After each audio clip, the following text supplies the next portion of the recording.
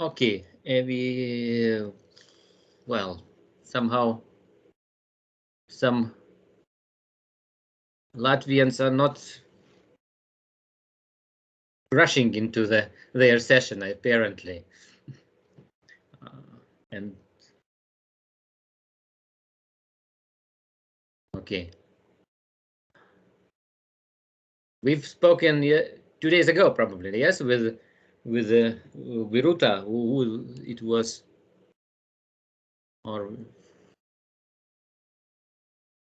so she planned to join, but doesn't seem that she will. I can't hear you somehow, Gary.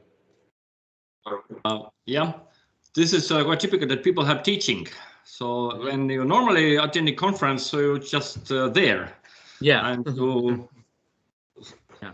Okay. Anyway, we can wait forever, probably, and well, there's no point probably. I think they will join us. Start with Antonio, and then we'll see. Yeah. Yeah.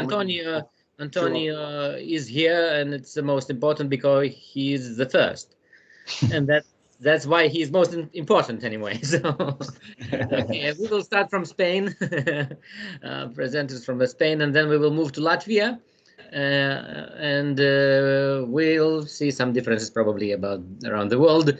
But Antonio, please, the floor is yours. Okay, thank you. I'll try to share the PowerPoint. Let me know if you can see.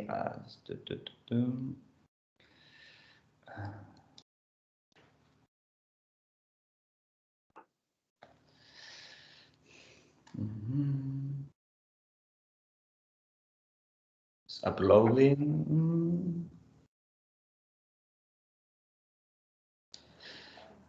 In theory, yeah, okay. So thank you for the short introduction. I'm Antonio Calero. I'm from Spain, in Tarragona, of the University Rovira i Virgili. And today I'm sharing with you the results of our research that we are doing here about defining knowledge-based regional development, and more specifically, an approach to the concept of knowledge regions, which is the main subject of my group.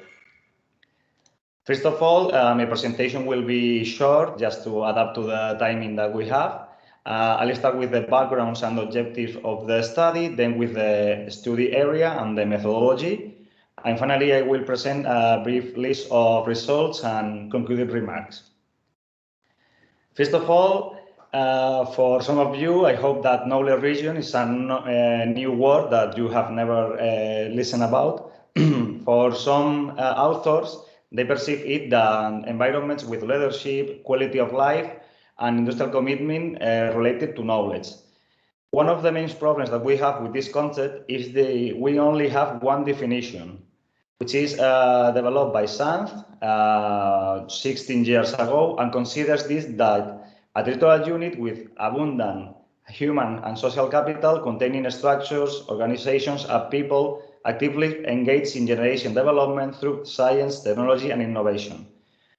This concept is more popular nowadays, even with the arrival of the coronavirus, because almost every region now in the world wants to develop itself by knowledge and not by activities which can be affected by the pandemic. Which is the problem? The concept has been insufficiently studied by the academia. We only have one definition. There are no standards about this, and we have no homogeneous model about that. As I said, there is no precise consensus, and the lack of consensus leads to several problems that have worsened in the recent decades due to the popularization of the knowledge-based strategies. I mean, this popularization is not a negative factor. If it were not by the fact that many governments are adopting policies and models without being clear what they entail. I mean, they just look for the nomenclature and they choose, oh, I like the case of Tampere because they are in a region, just copied it. And they have failure in the process. The objectives of the study are end the lack of consensus about the concept, produce a new definition, analyze the possibilities of extrapolating regional development models, and develop our own territorial model. The study area, we collect database of all the examples of knowledge regions referenced by all the authors. We collected 163 cases in total. We detected differences in size and structures because we found countries, regions, cities, and evidence distortions between the examples. If you check the survey, we have different dimensions like NATS 1, 2, and 3, 4 countries, and other types of territories. We select 4 representative cases to analyze this concept. We choose Malaga from Spain, Tampere of Finland, Trento of Italy, and Twente from Netherlands. As you can see, we have the duality north-south of Europe. And we have one interesting difference between the cases because some of these cases has the competences to manage the EU funds. These cases are Tampere and Trento, but Malaga and Twente have not these competences currently. In terms of innovation, if you can check the regional innovation scoreboard of this year, we have 1 leader, which is Tampere, 2 strong innovators, and 1 emerging one. Which is the methodology of the study? We just compilate all the reference of knowledge regions with index and not index publications. We do a categorization of analysis of the database, which we select, as you can see in the previous slide, the representatives, and we analyze the main components of these models. Which are the results? The study identifies a group of characteristic components of the knowledge regions. These are the following ones: a prominent human capital, a strong education system with dynamic universities, the presence of innovative firms and enterprises, investment and strategies on R&D, and regional governance systems. The first one, the prominent human capital, is related with the fact that establishing a knowledge-based economic development requires of critical mass. You cannot do it if you have talent or you don't have these kind of things. All the examples have a common thing, that they have strategies to generate, attract, and retain this talent. Talent plays a huge role in these processes, even more in the case that when we are speaking about the business sector and the highly demand on highly scaled population that makes it. We also found some literature which talks about the knowledge workers, and this concept is related to being capable of develop new products and processes linked with innovation.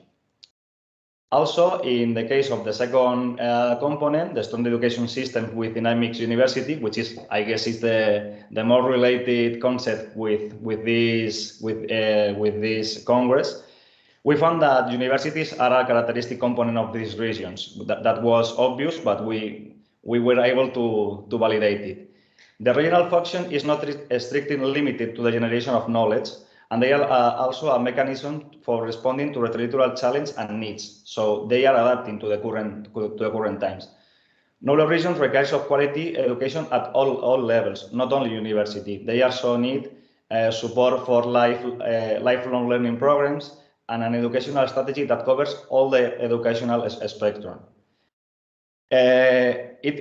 As Luis said some years ago, it is easy to argue that university are a characteristic element of the knowledge regions, but we have to have one thing in mind. Not all the regions with a university are a knowledge region.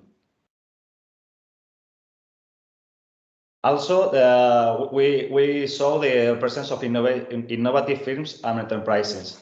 The territorial models are characterized by strong business and firms that stimulate the production of knowledge and innovation.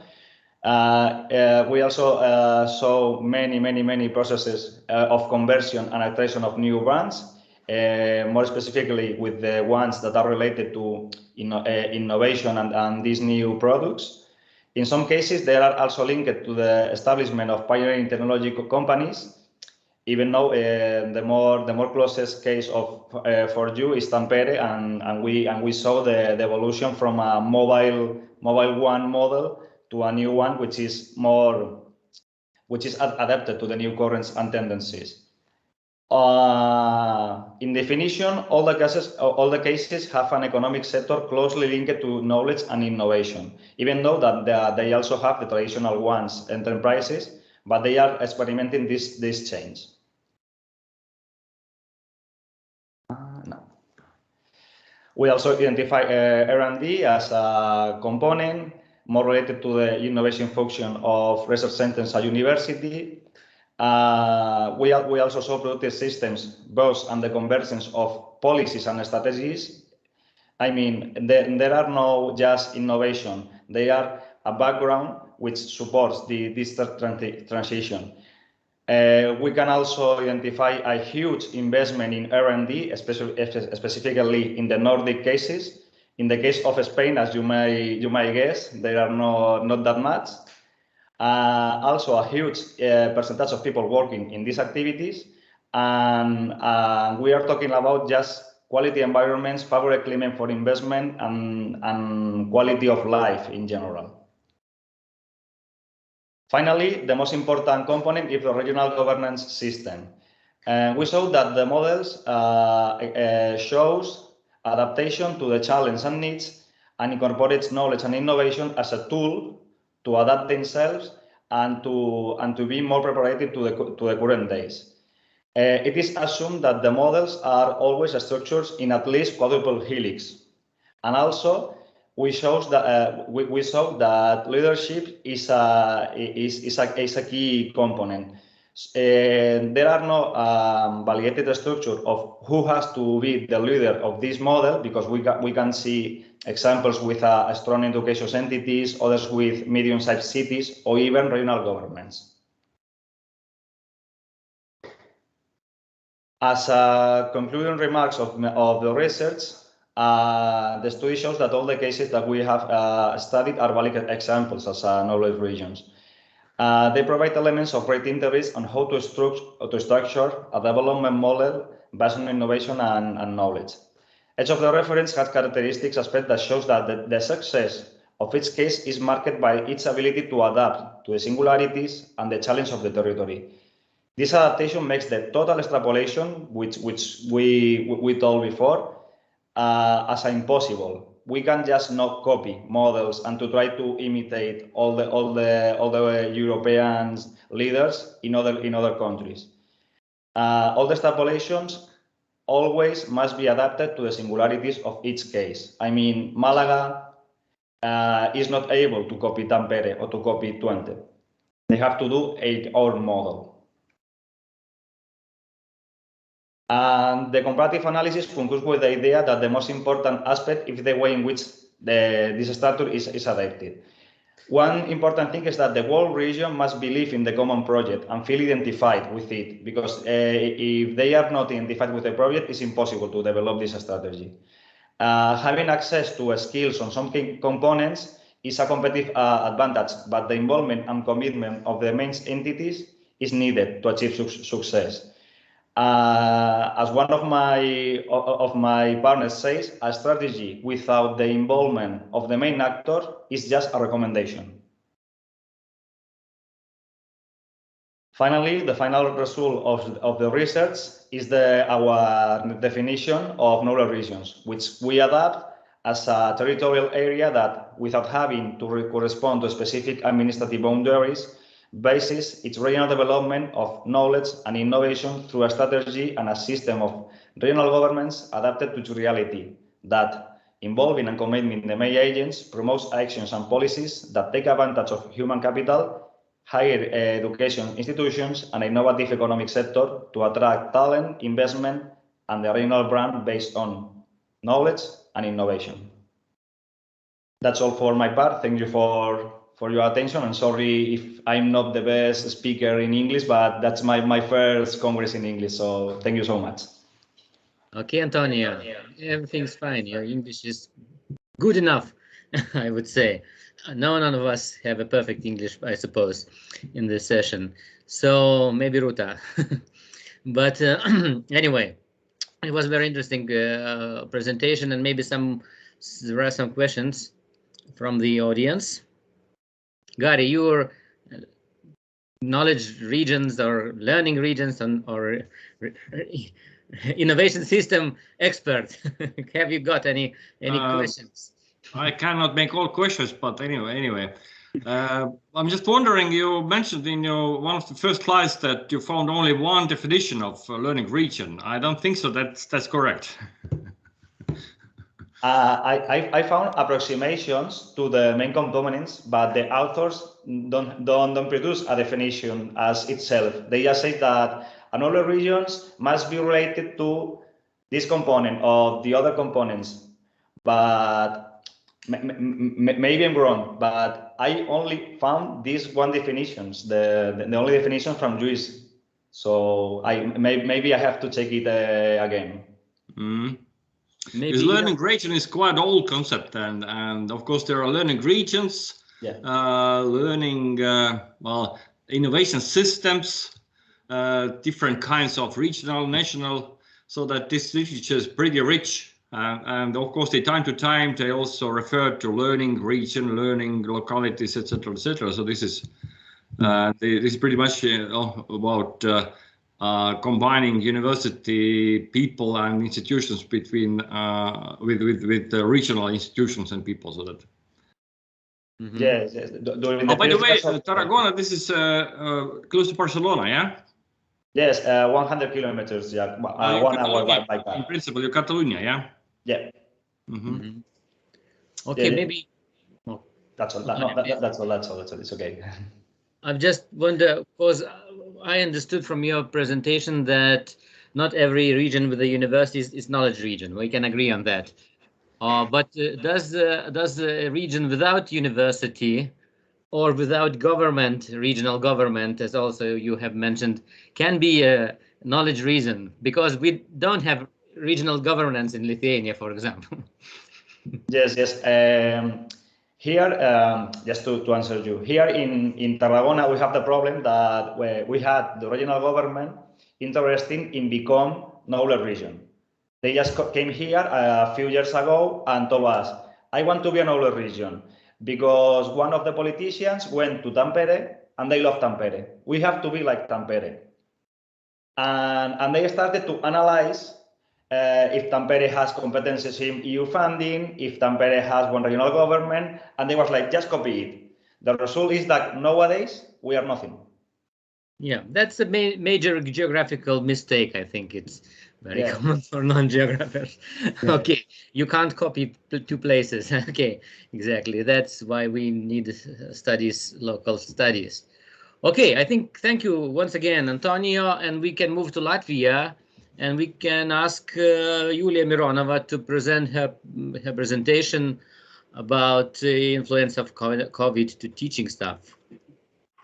Are you with us? Yeah, sorry, I spoke yesterday. Maybe we can change you with Julius with order because I have lectures. Yes, I'm sorry. Okay. I know I'm very supportive to Julia because we have a joint report, but I need to be to. Okay, Birute, no problem. Everybody agrees. Yeah, Julia, thank you very much. Sorry. You're welcome. No problems. Okay, then floor is yours. Yeah. Just I'll put put the presentation. Okay.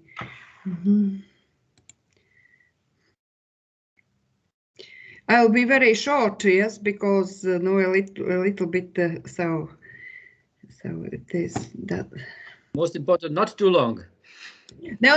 It will be very short. It will be very short. It will be very, very short.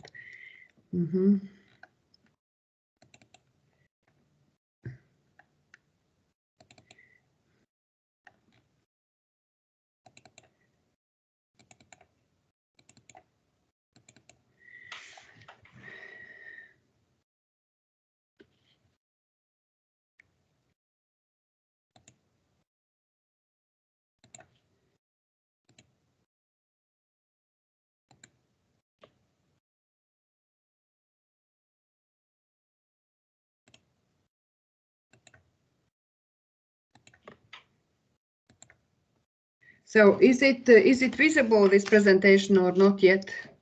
Not yet. You have to share your screen. Yeah. I tried to share and I shared, but no, it is something. Sorry.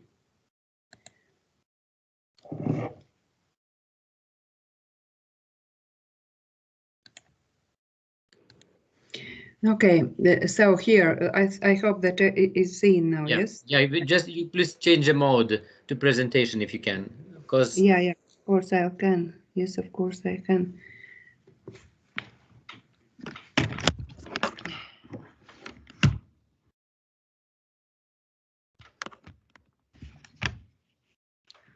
So, oh, sorry. In the right corner below. I know, but something is. So I know how to. Okay, so now it is full screen, is it? I can't see the full screen, but okay, we will manage to see probably. No, isn't it? It is not seen because I see on my screen full screen. Sometimes it happens, but you can we no, can. Okay, but okay, I'll be very quickly. Yes. Okay. This is I am together with my doctoral student who could not participate today. I'm very glad that other doctoral students are present and doing their best, and really I'm proud of them. And here is also other this aspect together with my colleague Rita Vanaga, who and we are happy to study. To participate in national research project and study about aspects of inequality on the forefront of overcoming pandemic. Yes, so that is. And this, no, unfortunately, Latvia is among those countries where this inequality is among the biggest, and therefore we are honored that we are involved in research of that. But no, sorry, that we are. That is really pity for us that we are the second worst after Romania in the European Union in this sense. And there are these problem aspects in all fields. Yes, in fighting these inequalities. Of course, several steps are taken, but still other countries are also moving, and we are just very lacking behind. And no, in this respect, because we have a big part where it is really with big income, and also a big part where it is really rather low income. And and of course during the pandemic, it is several industries have suffered very much. And starting from this week, we have another extraordinary situation when for 3 months where many things are closed, and of course it makes even much more problems, because these businesses are asking for government support. The government was waiting for quite a long time to announce this extraordinary situation because of different conditions. But this is that really makes problematic. And besides that, on a few days ago, the expert group, members of expert group who were invited to participate in preparation of solutions for the government, they rejected their work, their further participation, because it was not enough attention to their suggestions. And unfortunately, we see that in big extent they were right, and but not all measures were taken into consideration. But because of course it was this very hard political situation. And then sorry, are you changing your slides or not? Yes, I'm changing. Sorry. Oh, then maybe you can stop sharing and start it again, because we don't see anything except the first. Sorry. Okay, something unexpected. Yes, I don't know why it is so, because we have prepared the presentation and we have. Once more, I'll try to.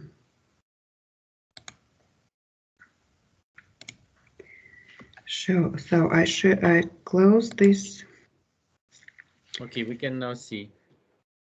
least. Yeah, but it is not your this. Outlook office, at least not presentation, but. Yeah, it is. Yeah.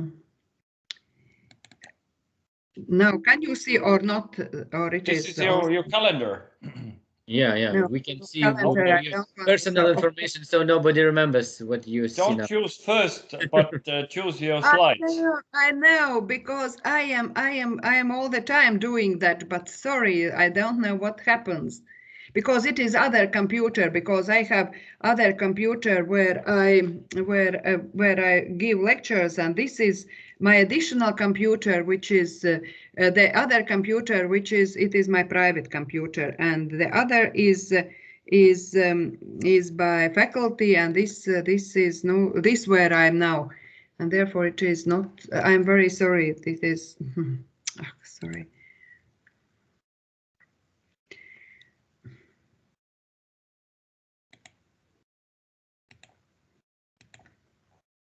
Can you see now or not?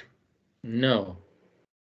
No, still not. Time usually. No, probably you should first open your presentation and then share it. It is opened. It is opened. It is opened. Therefore, I'm very, very surprised. It is opened.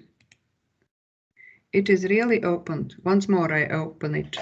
Can you see? You can see it's also more or less, but can you try to change a slide? We will look if it's changing. Okay, I'll try to make this present. So now it's changing. No. Or not? No.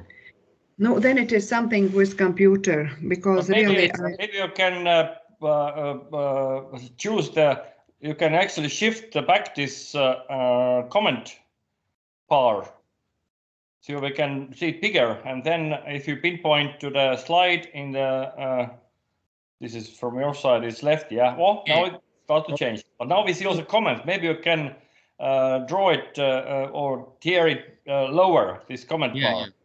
This. Yeah. Okay, yes. No, yeah. Okay. Perfect. Oh, no, sorry. As it is. So sorry. Okay, so we can see. Yeah. Okay. I'll try. So they are changing, and so very quickly that I am wasting time on that. And so that we of course analyze different statistical materials and as well as policy documents, and we have also we used also and use on regular basis also the database from EU Silk and from labor force survey, as well as household and finance that know this survey to analyze this and to make comparisons with other countries. This unfortunately also this pandemic has big influence on, unfortunately, also to our households, this support for this for those who are suffering from this special pandemic. It is also now on government agenda, and of course they will do many things, and just tomorrow will be discussed for the first time this year this national state budget. Government has accepted that, but still from this Monday, this is this extraordinary situation, which of course requires additional resources, which of course once more make problematic for our country. The government has decided to support those who have vaccinated, because the vaccination level is among the lowest in the Europe. We are unfortunately on one of the worst places, and that these steps which are taken now are that those who are more than 65 years, they will get during 5 months 20 euros on their account every month for 5 months. Those who have been vaccinated already and who will vaccinate, because in this age group there is also no rather big share who do not want, and of course now they are not allowed to go to the supermarkets, they are not allowed to go to other public places. those who are not vaccinated starting from this week. And of course it is making noise from different parts of the society that this is also some big inequality for to them, because they cannot do this. Therefore it is really just the going on discussions about how to do for society, and how to respect also individuals wishes. And so that the social protection that is for families and for individuals, of course it is done. We would like to have more, but no, it is done, and of course it is now much more actual because of these heating prices and also electricity prices. Therefore it's also every day announced on bigger support for those who have less income, those who live on this minimum expense amount, that there will be support for covering these expenses. There are some steps are taken, but still no, we are now working for different solutions, suggesting also different solutions, because on all these indicators, yes, in comparative indicators, unfortunately we are among the worst. Yes, that is of course not very good. Yes, but of course for unemployment we are among the highest. Yes, but among these different other indicators, yes, that is we have really big problems on that. So this is maybe no, of course I have much more, but a little bit no, maybe now I'll finish, yes, because this is so conclusions for situation of this inequality. Okay, thank you, Biruta. With the technical problems, but we managed to do it. You managed to do it, to finish. Okay. Yeah, so maybe somebody, it happens with those conferences, web-based conferences, I mean. Maybe somebody has got a question? Okay, Biruta, then I will take a responsibility to keep discussion alive. And I can see that Latvia doesn't look very well. By the way, Lithuania looks quite similar probably. But what do you think is the polarization of the country? I mean, one big city and big periphery is responsible for that inequality, high level of inequalities, from your point of view? From my point of view, maybe it is not the biggest reason. From my point of view, because the government is trying to do different support measures, and regions are very active, and especially now the government hopes that there will be even more improvements, because from July 1st we have this municipalities reform, where they are significantly reduced the number of municipalities from 119, a little bit more than 40. Therefore, it is significant reduction. And but of course, it was planned that there will be bigger support and better this use of money, but still it comes also some messages from those municipalities who had some already support, for example, for children, lunch support, but now in these joint municipalities it is not possible. So therefore, no, it causes many problems. Of course, it is not possible to solve overnight, but no, such things appear, and they are on agenda. Besides the pandemic and this situation, of course, there is also this municipality reform, which also shows that there are problems. Okay, then of course Lithuania has to learn at least from Latvia how to do administrative reforms, because we can't do any. So no, but no, that is. I think that every country has to decide itself, and yeah, but we didn't implement anyone till the end. So since the middle of 20th century, and of course it was nobody asked what to do.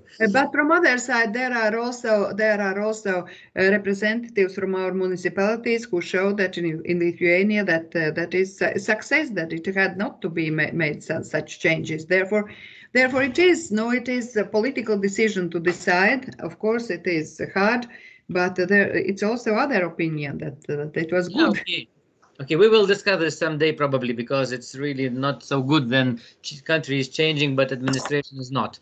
Anyway, so thank you once again, Ruta, and we can go back to Yulia Mironova. Yeah. And the floor is yours, Yulia. Yes. Good afternoon, everyone. I cannot share my screen. I don't know why. And your photo or your Yeah. I can you turn on your camera? We would like to see you. Oh, yes. Okay. Here I am. We can see now. You can see me, but you still cannot see my presentation, unfortunately. It's probably Latvia's Secret Service. Today I have very unstable internet connection, and definitely I do hear you, and I don't hear you then again. So, but my screen sharing is not working at all, actually. Well, what can we do with that? If you can't do it, you can just briefly tell us about your topic, about your presentation, and maybe you can then send it to Gary, and he will include into program of conference, and we will be able to take a look maybe we can do it in such way that Judy, you send me your slides, and in the meanwhile, Evia will have a presentation, and then I will change the slides and share it. Okay, that's a way, of course. If you trust Gary, and you can send him. I do, sure. I already did it. Okay. And maybe Evia can then have a floor for now. Okay. Maybe we're constantly changing. So Evia, you try to take a floor. Yeah. Can you, or not yet? Not yet. We see just your. Okay, we can see now. Okay. Yeah, you can see. Yes. Excellent. Yes. But somehow it is, another screen for me, so I will a bit turn around. My topic is excellent. My topic is pension savings on a voluntary basis, or so-called third pension pillar. And this is actually my doctoral thesis. And today I'm bringing to you one part or one angle how to look at this phenomena from the government perspective, even not from governments, but government's role. What role is it playing, and what could be the consequences? So once again, probably everybody knows. I have a feeling that everybody knows the typicality of this theme is obvious. Our voluntary savings are becoming more and more important, and this is because of lack of resources in social budgets. This is because of aging of society, and of course this is because of necessity to pay to create pension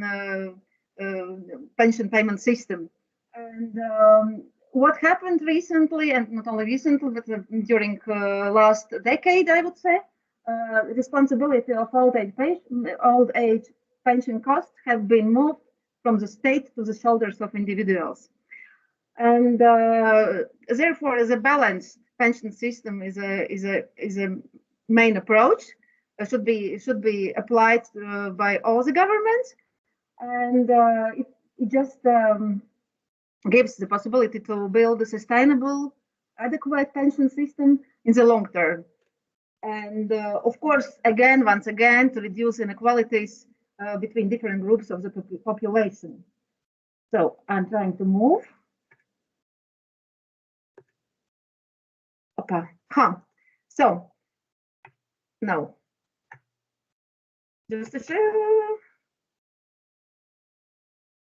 I'm jumping, but I cannot find my next slide.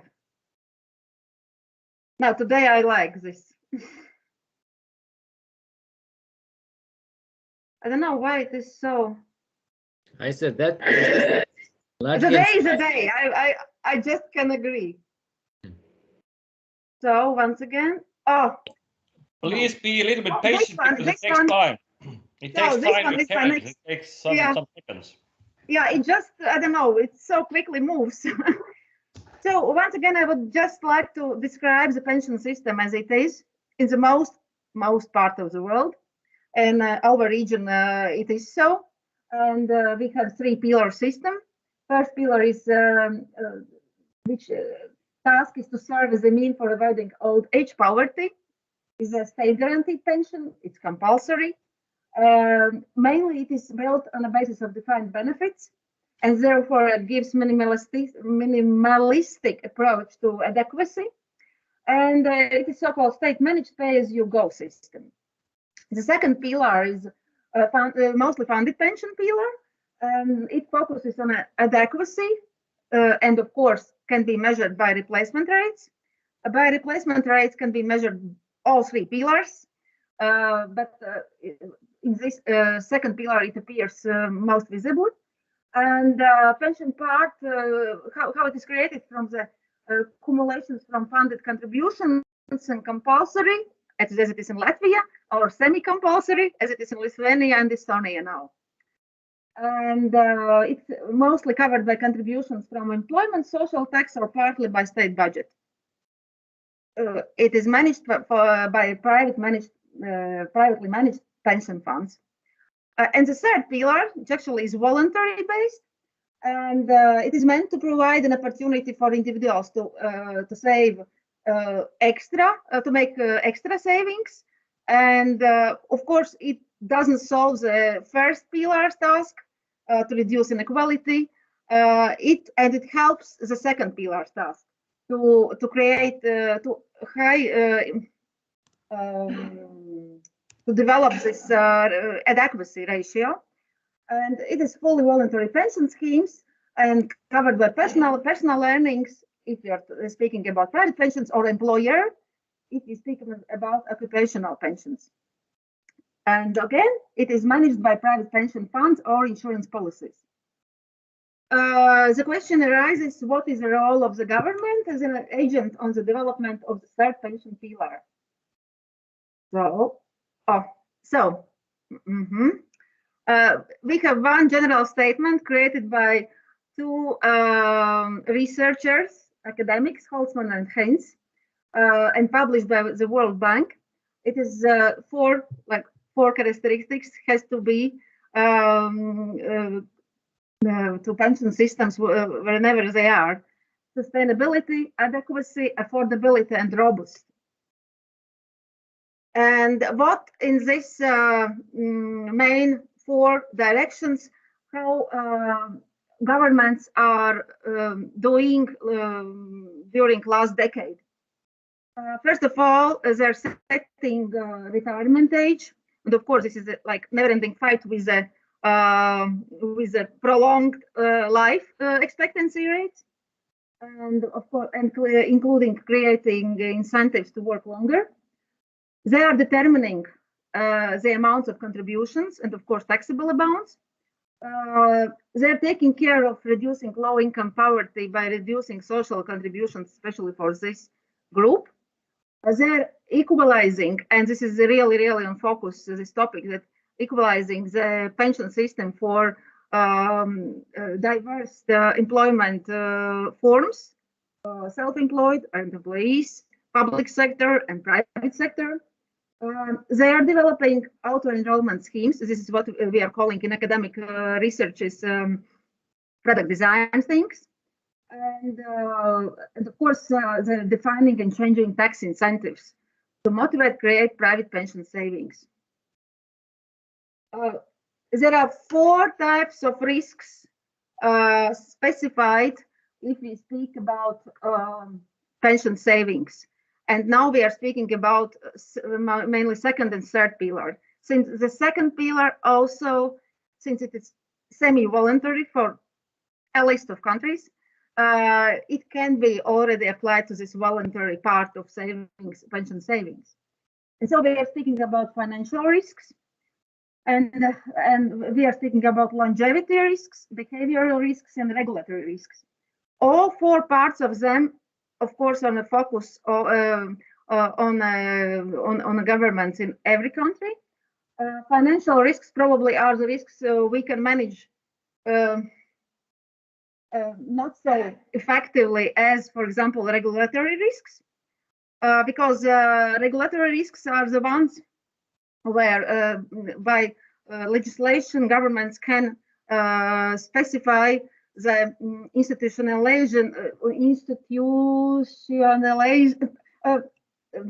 this very nice word, but I cannot pronounce it.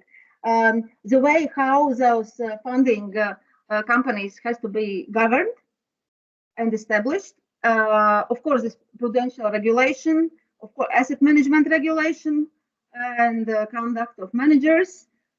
And it includes costs, it includes transparency of fees, and of course, correlates with which correlates with return of assets.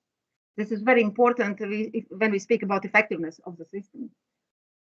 One more I would like to focus on is behavioral risk, because behavioral risk is very much has to be taken into account when governments are creating any incentives, financial, non-financial, to any voluntary savings for pensions. According to academic researches, and it's a list of them, I have created decision-making system, like scheme, to say voluntary for pensions. And here we can identify internal factors, external factors of course decision. And internal factors are behavioral bias, financial literacy, knowledge about the fact, life cycle aspect in consumption and savings. It's not only age, also income level, and external factors, which can be divided in two parts: non-financial incentives and financial incentives. Mostly we are speaking about choice environment. In non-financial incentives, it means the possibility to opt in, opt out, as we're calling them, and availability, digitalization aspect, and so on. And of course, list of offers and tax reliefs, mostly as a financial incentives. The decision follows to save or no or not. Here, I would like to stop explanation of general government's involvement in a system, and I would like just to bring to your attention the COVID-19 tested people's confidence in the government's ability to provide social protection, including aspect of old age pension. And here, gladly for me, I found one research provided by OECD 1 year ago in 25 OECD countries, and observing 25,000 people, and asking several questions, among which, and not a lot, just several, is a long-term pension savings. And here is the first graph I would like to bring to your attention, and according to which people have been asked to evaluate percent of if they are concerned or very concerned about two aspects: not being in good health or not being in financial security in old age. And not surprisingly, this rate is quite similar. Even in COVID phase, people are thinking about long-term issues, I would say, and have a even this pandemic triggered some ideas. Okay, what I will do if something happens. And so falling ill, financial security in old age, and long-term care are the top worries in the long run. And here I made a small focuses on Estonia and Lithuania. Unfortunately, Latvia is not in the list somehow. But we can see here our two neighbor countries, and we are very close to average observed countries situation. It's about 70% both of them. And if in average this worry about good health is a little bit higher than not being financially secure in old age, Estonia has a situation the same. Lithuania vice versa. Lithuania is worrying more about old age pensions than about good health at the moment. And the next one is again one measurement. And this is an indication about sources providing financial security in case of necessity. And again, there are two choices. One is a friend or family member would be able and willing to help out, or cash benefits and services provided by government would sufficiently support you through financial difficulties. In general, in average, about half of the respondents answered positively as a friend and family, and like 35% are expecting from governments and are sure that governments. So in our Baltic countries, situation is a bit different, I would say. And Lithuania are quite confident in governments than in Estonia. And but general level is I would say quite similar. And here I made some analysis, I would say, and I put together two ratios. One ratio is the same as I already showed you, this awareness of public support in case of necessity. This is on the left and on the right I put those countries' replacement rates. Replacement rates, it's a percentage of old age pension percentage in comparison with the salary before retirement, and this is the right size scale. And in Estonia, this percentage is 47%. In Lithuania, calculations show very small; it's only 23%. I have to confess that it's only first and second pillar. It's not the third one, because about the third one, no comparative calculations are available. But still, I wanted to find some relationship between those two. Yeah, it's already time. Okay, just a couple of. And so there is no relationship, I would say. So whatever people are getting pension level, they are it's not connected with their understanding that government will support. And probably this is already almost last one. And here are the countries, and the question was about are they ready? Are people ready to pay more? Wish to government contribute more, and they would like to pay more in social tax to get more higher pension. And there is a relationship between respondents' desire to see the government more spend in pensions and as a priority area and pension replacement rate. And 7 out of 8 respondents' countries with the priority area pensions are willing to pay additional 2%. So this is very interesting result. And here is just summary what I just described, that the pension system is one of the mechanisms for creating social security. This is obvious.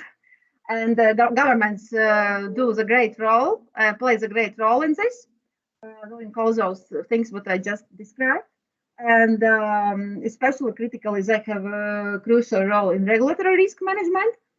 And what is even more important, our citizens expect government support not only in a crisis situation, but also rely on the pension system set up by the government and are willing to pay more to make the pension higher. Here is a link, and thank you for your attention. Okay, thank you. We are running out of time, and unless someone has very urgent question, I would suppose to go to the next presentation. and contact Evia later if someone wants to know some special things. I myself, I'm not very well informed about pension system. I know just one thing, that all the governments want to change it, and that's a problem probably with all these things. Okay, we can go back to Julia finally, and Gary will be responsible for slides probably, yeah? Do you see them? Yes, we see them perfectly. So Julia, I don't see them. Julia, can you hear us? It's uploading. As I said, no. Yes, now I can see, now I can hear. As I said, I have very unstable internet connection, but I will try my best to fit in like 15 minutes. And just say when you need to change them. I will do it. So, good afternoon, everyone. The topic of my and Dr. Birutės Laukas research is influence. Can we go? Yeah, thank you. Influence on the pandemic caused by the COVID-19 to the teaching staff of the higher education institutions. Can you please switch the slide? Next one. So the job burnout emerged as a crucial concept in the business world in the 1970s, about 1970s, as a disease related to the stress people are experiencing at the workplace. And after more than 35 years of the research, this topic is still extremely actual in the terms of vibrant modern business world and everything what we have to face during the work and business. So teaching is still one of the professions associated with a high level of stress in the workplace, and university lecturers are the ones who are responsible for the acquisition of knowledge of the future professionals. Can we go next, please? So knowledge should be delivered with the responsibility, ethics and the competence by the teachers to the students. And chronic stress among teachers is increasing in an effect of many factors, social and organizational. Factors like appreciation of the work of the teachers by the institution, importance to satisfy the needs of the students as well, to be aware of their needs, of course. Length of the workday is one of the factors, as well as the emotional load that brings negative effects on the teacher's personal life, as time for it is reduced. In higher education, teachers work not only with delivering their lectures, but of course they are also involved in many different administrative and academic activities, like participation in the conferences, research projects, and that's all together, and everything gives an additional pressure of them. So the SARS-CoV-2 virus, called COVID-19, caused the worst global health crisis in recent years, as the World Health Organization was forced to declare the pandemic in March 2020. So the pandemic, of course, influenced the higher education drastically. We all know that the lectures were delivered online via different learning platforms that force teaching staff to integrate virtual tools in the study process. But however, return to the offline studies in the classrooms after the pandemic lockdowns was challenging for many teachers as well. Environment was changed during the online studies, as well as there was a need for alternative teaching methods and approaches. And digital skills and working with the new softwares were necessary to continue working and providing the study process. Next, please. Yeah, so the burnout syndrome emerged in the end of the 20th century, as I said already, as a work-related stress disorder. Burnout can be explained as a psychological process which consists of personal reactions related to professional and personal experiences, which was developed later also by the other researchers, not only by the Christina Maslach, who is one of the main researchers who defined the syndrome, what is characterized by 3 symptoms. It's exhaustion, cynicism, and reduced professional efficacy. Christina Maslach focused her research on the 6 key domains of work life: workload, control, rewards, community, fairness, and values. Those are predictive elements of the burnout. High loads, concerns about the prestige and relationships are leading teaching staff to the burnout, as are one of the environmental factors of the company influencing burnout. Next, please. So, Christina Maslach states that focusing on building engagement and utilizing organizational assessments are the tools how burnout can be prevented. Paying more attention to the social and organizational environment in which individual works, that should be focused on the problematic relationship between the person and the environment where this person works. What can be described as imbalance? If the job exceeds the capacity of the individual to cope effectively, or person's effort haven't met the expected rewards. Here we can see the blue ones, the three principles of the intervention in order to prevent burnout, which were invented by the Christina Maslich. So firstly, she says that preventing the burnout always is a better strategy than development of the strategy how to treat the burnout after it came. But still the treatment, of course, is needed, and it cannot be cancelled if the disease had already occurred. But it's much more rational, even in terms of financial perspective of the company, to prevent the burnout and reduce its likelihood than to deal with it when it's already here. Secondly, the second one, it's proof that people who are engaged with their work in the company are better getting through challenges that they have, and they're more likely to recover from stress, what makes building engagement the best approach to prevent burnout. And thirdly, organizational intervention can be more productive than individual intervention because people are usually working in the groups and are interacting one with each other. And the third box, which I have added, is the influence on the society in terms of the vaccination of COVID-19. As Dr. Birutė Sloka already mentioned, we have a really low rates on the vaccination in Latvia, and I truly believe that after the society can be influenced with different reports and with different researchers, we can return to the normal life as fast as it's possible. So we can go out of the online to the true and stable offline studies. Next, please.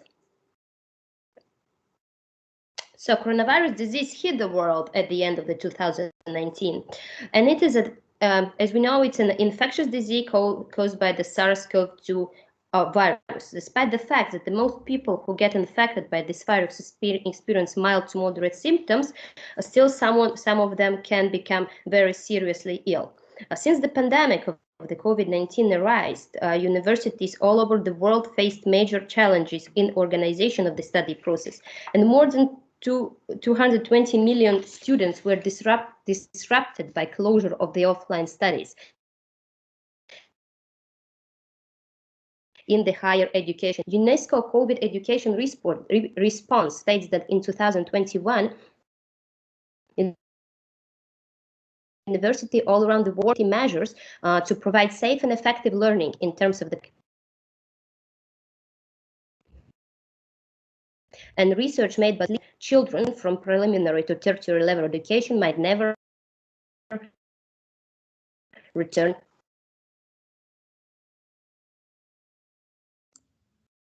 We're losing you. Yeah, your sound is, we don't see you, and we, of course, don't hear you anymore. Is it better now? Do you hear me? At least we can hear you.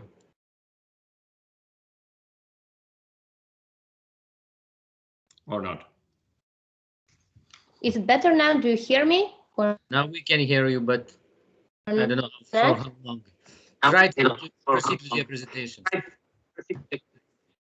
Okay, can we go then to the conclusions? Yeah, you had also nice numbers here, but okay, conclusions.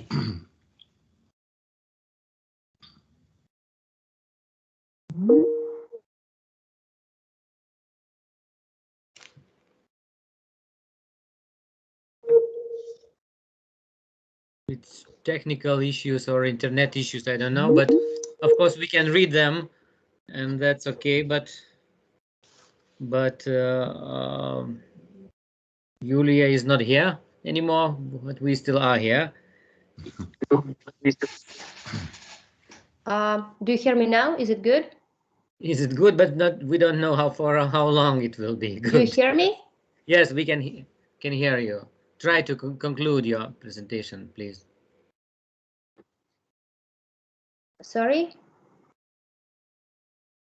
Can I continue? Try. Okay, I will try at least. So to conclude everything, what was in my research, it can be stated that teachers are definitely one of the groups mostly affected by the burnout because of the different factors, as we know, like a high workload, long working hours, students and organizational pressure, and high degrees of occupational stress. And all the factors that I have mentioned already could be considered as one of the factors leading to the burnout. In higher education, teaching staff is not only delivering lectures, as I said, but also involved in many different activities, which is also a huge extra load and can lead to the burnout. Pandemic caused by the COVID-19 influenced the teaching process drastically. Universities from all over the world were forced to organize online studies, and teachers had to implement different tools and techniques to provide qualitative study process. COVID-19 crucially influenced the study process in the development countries, causing even more inequality, as huge amount of the students were not able to continue their studies when study process went online because of the lack of the infrastructure, poor internet connection, unavailability of the technical equipment like computers, etc. Next, please.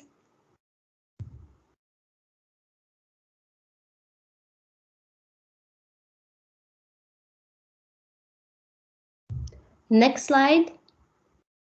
No, the previous one. Yeah, this one. So high percentage of the education staff suffered from the symptoms like anxiety, stress, depression after the opening of the schools and universities.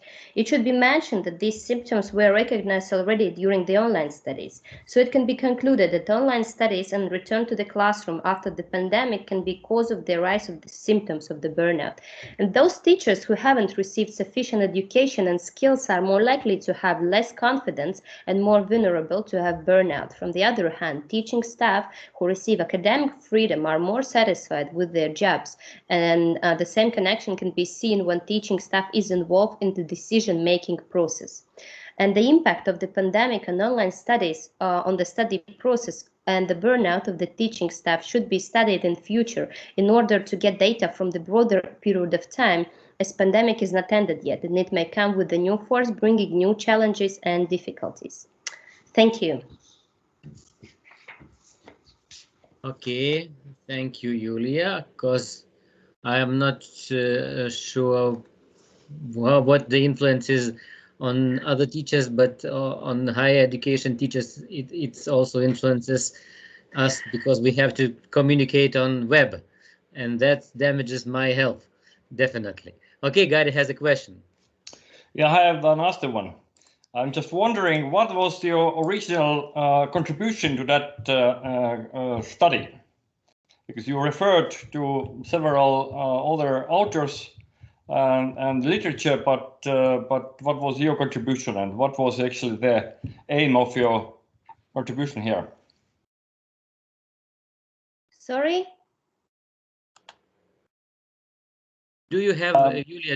Did you have any intention to study or to find out something yourself here, or just it was kind of a summary of studies made elsewhere?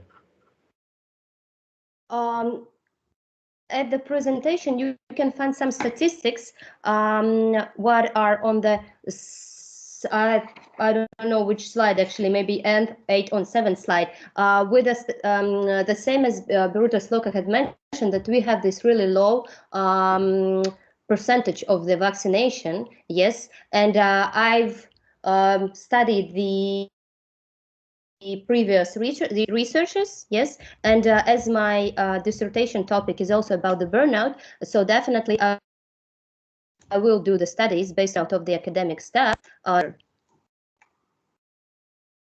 Okay, we will still losing you somehow, your voice at least, but probably it's something wrong with the internet or with your computer.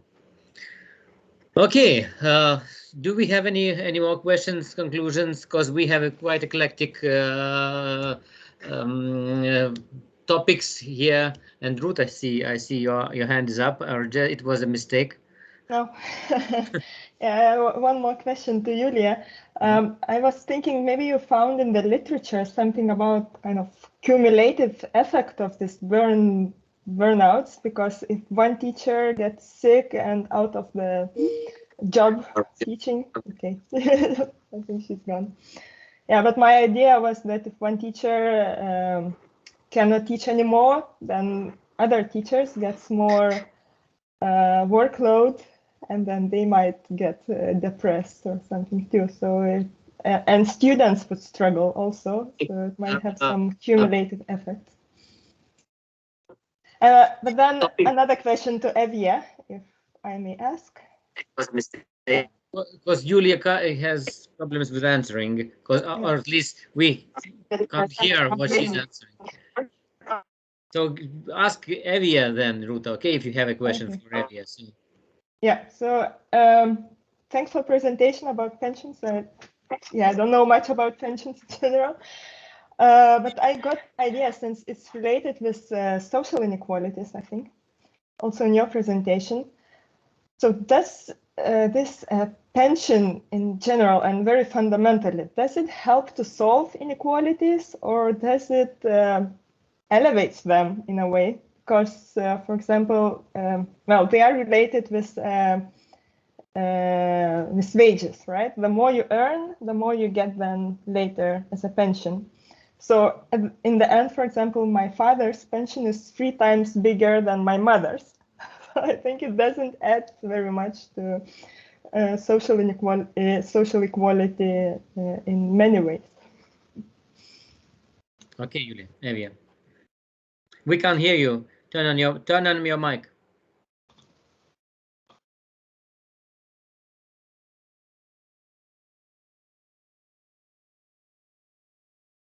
It still is not working somehow. We have some fundamental problems with Latvian IT.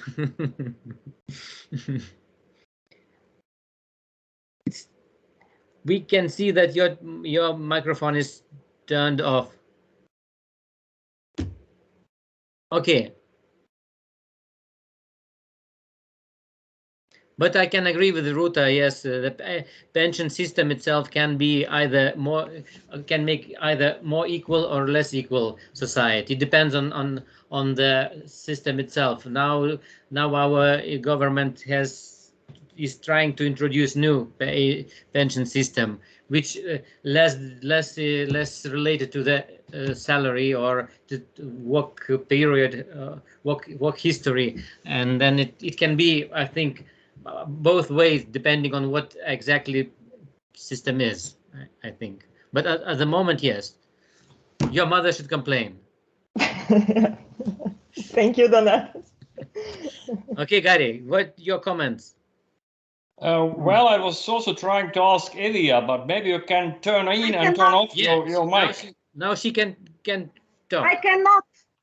You cannot. We hear you. We can hear you. You can hear me? Yes. Because it's just I do not have any buttons. I don't know why. It's just freeze. Well, but okay, I have questions to you, because when we had a conversation before the conference, so I was asked you to bring some regional data in, because this is the regional scientist conference, and I would ask you, what are the differences between pension funds availability and participation in Latvia? So that usually the peripheries are not that active to joining any new innovations. And is Latgale still behind, or is Latgale doing better than other parts? So what about regional differences in pension funds in Latvia? You speak about voluntary, the third pension pillar, obviously, yeah? Yeah. Yeah, the third one, because the second one is mandatory. It's just everybody's here. And about the third one, I unfortunately do not have statistics, regional aspects observing. It's a pity. Okay. You disappeared me. Can you hear me? Yes. Okay, okay. And but from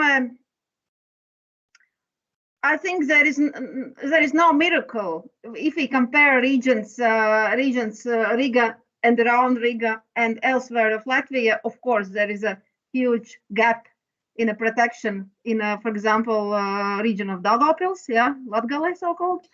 and it's not different from all other security, social tax payment behavioral aspects.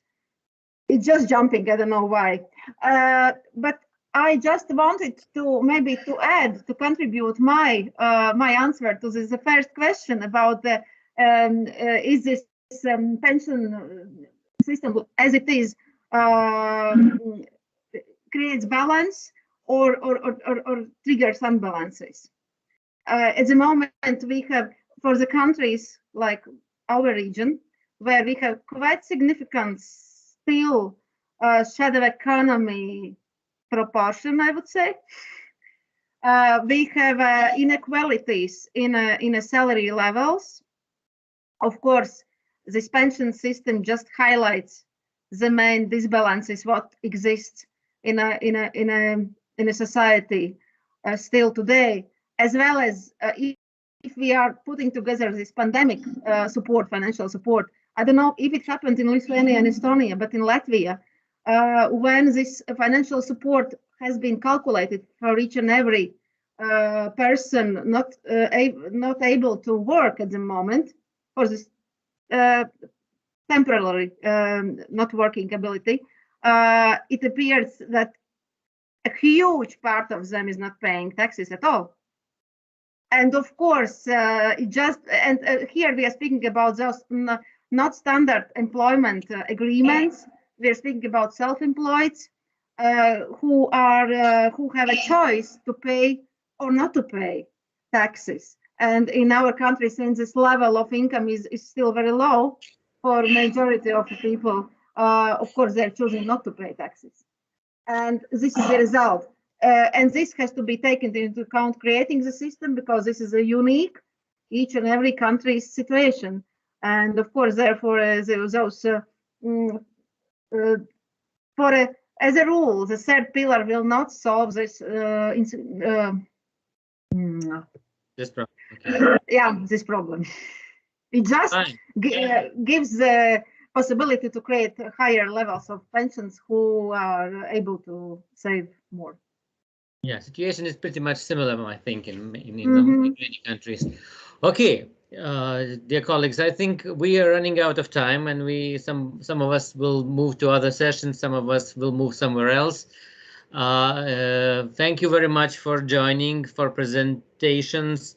It was nice to meet you, most of you first time, and I hope we will have chances in the future to meet in the next NoRSA, maybe somewhere else, not so far from the Baltics. Unfortunately, Lithuania, by the way. We can discuss this. I can't say no at the moment. Gary, you can persuade me. Okay. So once again, thank you very much, and have a nice day. And I will probably join the conference tomorrow. Today I have to leave, but okay, it was interesting. And Gary, sorry for tomorrow your. I suppose you have. So that tomorrow is quite a day, and fully free NoRSA session. But of course, one session to go today. So I'm expecting all of you to return in 15 minutes. Yeah, and you can also ask your colleagues, students to join. The event is free, and okay. So that's all of what I wanted to say, and bye-bye, probably. See you. Okay. Thanks. See you.